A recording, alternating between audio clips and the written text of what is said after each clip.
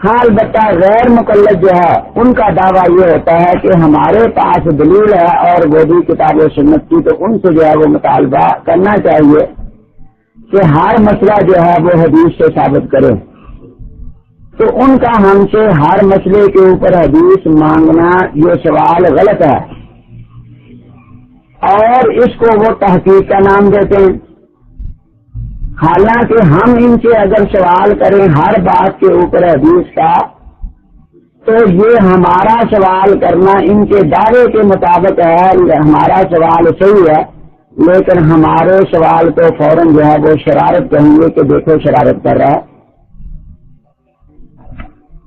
تو یہ صحیح اور غلط سوال کا معیار معلوم ہو گیا کہ صحیح سوال مدعی کے دعوے کے مطابق ہوتا ہے، اور اس کے دعوے کے خلاف جو سوال ہے وہ غلط ہوتا ہے۔ تو ان کا یہ پہلا نمبر جو ہے یہ اس کا دار و مدار اسی کے اوپر ہے کہ یہ غلط سوال کرتے ہیں۔ اب ہمارے کسی بڑے مدرسے نے سوال لکھ کر بھیج دیا، مثلاً کہ بھینس کی قربانی جو ہے وہ کس حدیث سے ثابت ہے؟ ہمارے دارالفتاء کے اندر جو ہے وہ سوال رکھ لیا جائے گا۔ اب سوال کا جواب تلاش کرنے میں کچھ وقت لگ جاتا ہے، پھر خصوصیت کے ساتھ حدیث کا مطالبہ کر دیا تو اب حدیث جو ہے وہ تلاش کرنے کے اندر کچھ دن لگ جائیں گے، 4 دن لگ جائے، 6 دن لگ جائے، 8 دن لگ جائے۔ ان دنوں کے اندر ان کا کام کیا ہوگا کہ باہر بیٹھ کے شور مچانا ہے۔ مسجد میں بیٹھ گیا، وہاں مجمع لگا لیا مداریوں کی طرح، اگر کسی دکان میں ہے وہاں مجمع اکٹھا کر لیا، بازار کے اندر مجمع اکٹھا کر لیا۔ یہ بھی 8 دن ہو گئے۔ حنفیوں کے مدرسے کے اندر مثلا خیر المدار کے عبدالنوری ٹاؤن کے اندر جو ہے وہ ایک سوال بھیجا تھا کہ ایک حدیث دکھا دو بھینس کی قربانی کی، 8 دن ہو گئے ہیں ابھی تک انہوں نے حدیث نہیں دکھائی۔ اب دوسرا آدمی بولے گا کہ تو بھی تو بڑا بے وقوف ہے نا، ہر چیز اس چیز کی مارکیٹ سے ملتی ہے۔ کپڑا خریدنا ہو تو کپڑے کی مارکیٹ میں جاتا ہے، گوشت خریدنا ہو تو گوشت کی مارکیٹ میں جائے گا، اور اگر جو ہے وہ مٹھائی خریدنی ہے تو مٹھائی کی دکان کے اوپر انسان جاتا ہے۔ تو اسی طرح حدیث اگر پوچھنی تھی تو اہل حدیث کے پاس جاتا، اہل حدیث کے مدرسے کے اندر دن رات جو ہے وہ حدیث پڑھائی جاتی ہے۔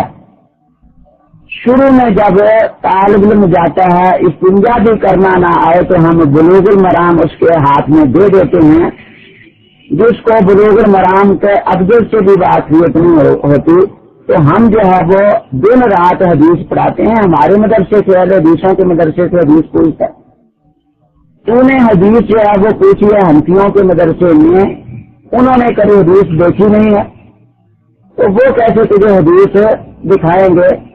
یہ تو 8 دن ہوئے ہیں، 8 ہفتے بھی گزر جائیں گے، 8 مہینے بھی گزر جائیں گے، وہ تمہیں جو ہے وہ حدیث نہیں دکھا سکیں گے، کیونکہ اگر ان کے پاس حدیث ہو تو وہ دکھائے، جب ہے نہیں تو وہ کیسے دکھائیں؟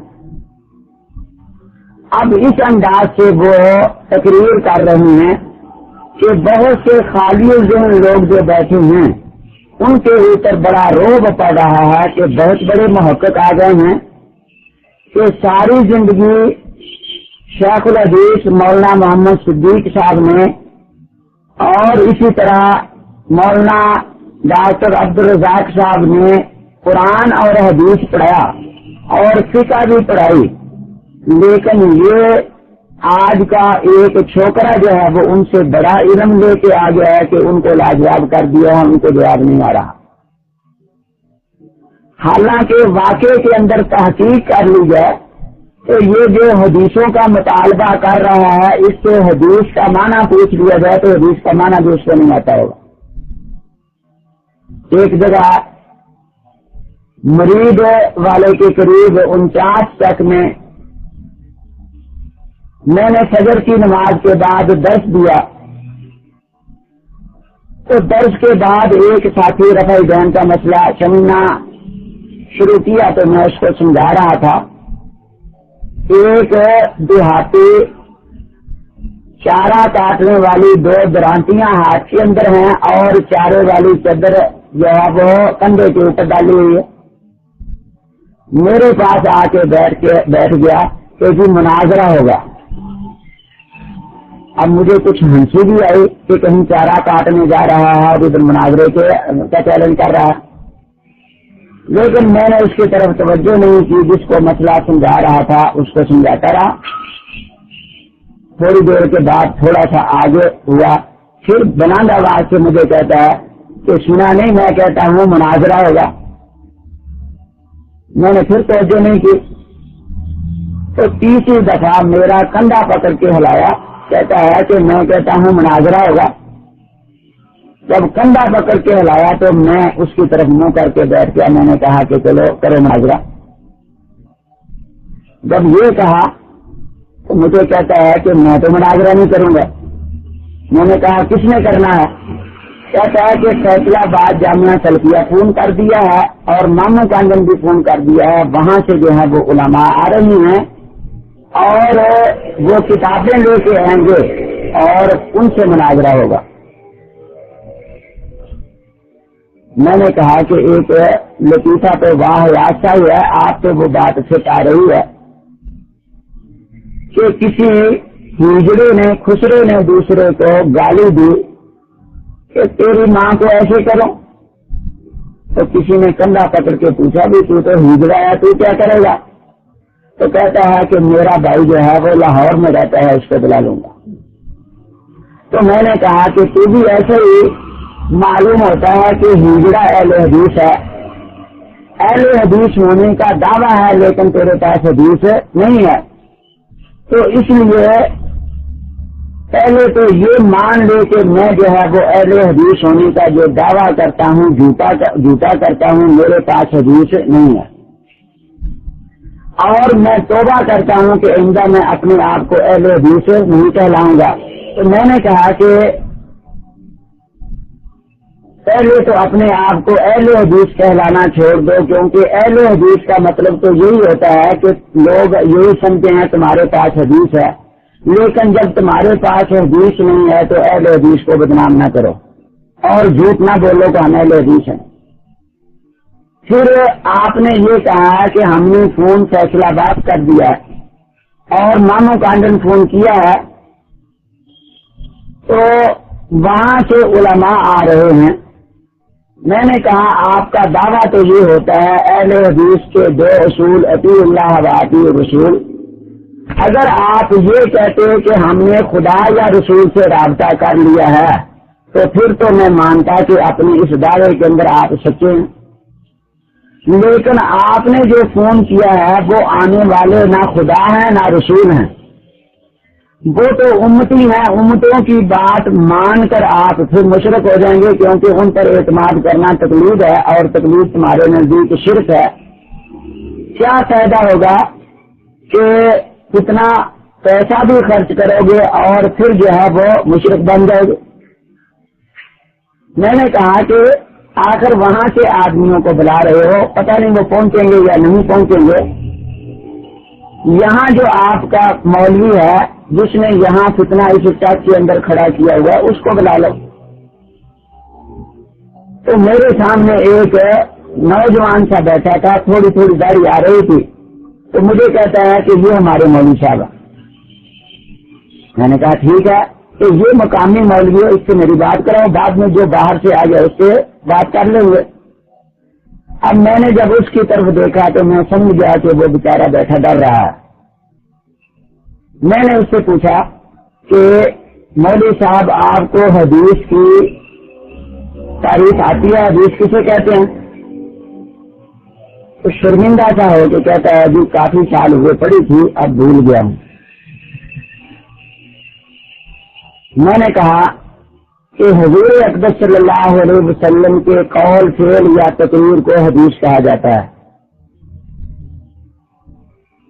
اور یہ مرفوع حدیث کی تعریف ہے. جیسے موقوف اور مقتوبی ہوتی ہے، کہنے لگا جی ہاں یاد آ گئی کہ یہی تعریف ہے.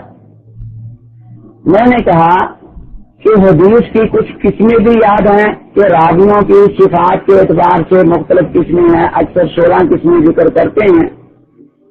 کہتا ہے جی نہیں، وہ بھی یاد نہیں. میں نے کہا کہ کبھی حدیث صحیح ذاتی ہوتی ہے، صحیح لغوی ہوتی ہے، حسن ذاتی، حسن لغوی، کبھی ضعیف ہوتی ہے، کبھی موضوع ہوتی ہے، کبھی شاذ ہوتی ہے، منکر مضطرب وغیرہ، معروف ہے، معلل وغیرہ. کہتا ہے جی ہاں یاد آ گیا کہ یہ قسمیں ہیں. میں نے کہا کہ جب حدیث کی یہ 16 قسمیں ہیں تو اہل حدیث کی بھی 16 قسمیں ہوں گی. آپ ذرا یہ بتا دیں کہ آپ صحیح اہل حدیث ہیں، حسن اہل حدیث ہیں، ضعیف اہل حدیث ہیں، موضوع اہل حدیث ہیں، شاذ اہل حدیث ہیں، منکر اہل حدیث ہیں، معروف اہل حدیث ہیں، کون سے اہل حدیث ہیں؟ جب یہ کہا تو اب وہ پسینوں پسینی ہو چکا تھا. وہ ساتھی جو مجھ سے رفع دین کا مسئلہ پوچھ رہا تھا، مجھے کہنے لگا جی اب مجھے پوچھنے کی ضرورت نہیں ہے. یہی شخص تو وہ ہے جس نے ہمارے کٹ میں فتنہ کھڑا کیا ہوا ہے، جس کو حدیث کا معنی بھی نہیں آتا. تو اس لیے میں یہ عرض کر رہا تھا کہ اس وسوسے کے اندر ہر آدمی سے حدیث کا مطالبہ کرنا ہے، اگرچہ خود کو حدیث کا معنی بھی نہ آتا ہو.